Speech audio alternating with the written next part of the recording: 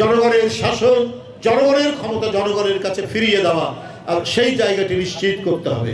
অন্তর্বর্তীকালীন সরকার যে প্রতিশ্রুতি দিয়েছেন, তারা একটি নির্দিষ্ট সময়ের মধ্যে যত তাড়াতাড়ি সম্ভব একটি অবাধ, সুষ্ঠু, নিরপেক্ষ নির্বাচন, ইনক্লুসিভ নির্বাচনের ব্যবস্থা করবেন, যাতে আজকে 17 বছর এদেশের মানুষ, এদেশের ভোটাররা ভোট দিতে পারেনি, সেই অবাধ নিরপেক্ষ নির্বাচনের মাধ্যমে প্রত্যেকটা ভোটার যাতে ভোট কেন্দ্রে যেতে পারে সেই পরিবেশ মানুষ চায়।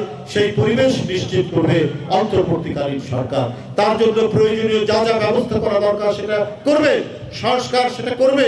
কিন্তু এটা যদি বারবার প্রলম্বিত হয়, এটা যদি দীর্ঘক্ষণ কালক্ষেপণ হয়, তাহলে কিন্তু আবার মানুষের মধ্যে নতুন নতুন প্রশ্ন দেখা দেবে।